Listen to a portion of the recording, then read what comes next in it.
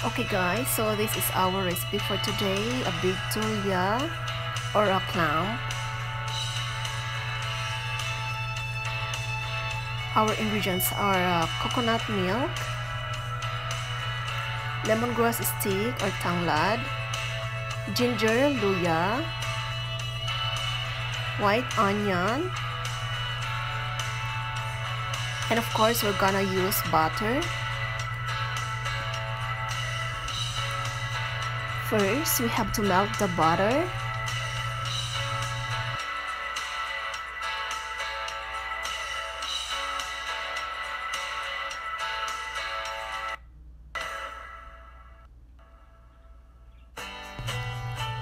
When the butter was melted, we have to saute our ginger or luya. And then, haluin lang natin.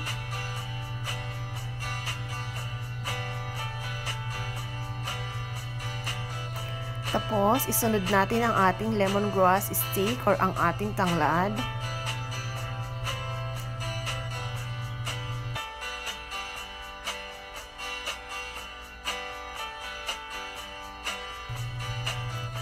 After that, isunod natin ang ating sibuyas.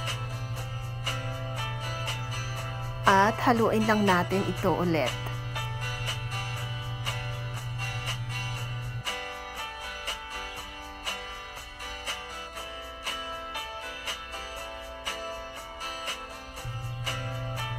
And then I'm gonna add ground turmeric also here.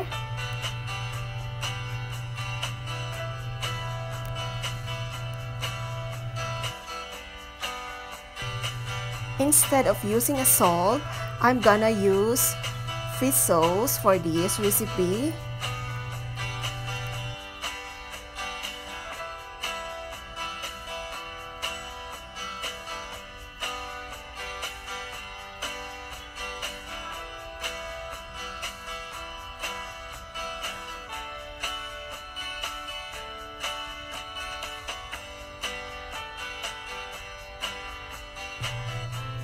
We're going to add our coconut milk. And then we have to stir and let it boil.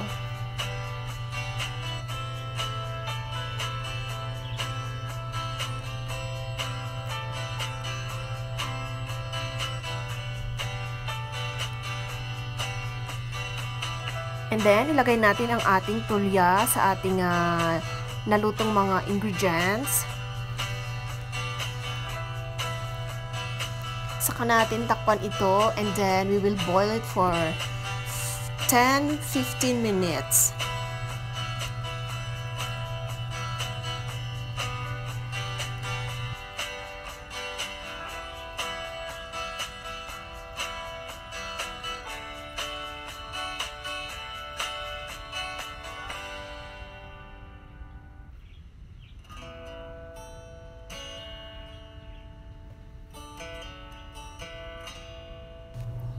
After 15 minutes, we have to check our tulya or clam.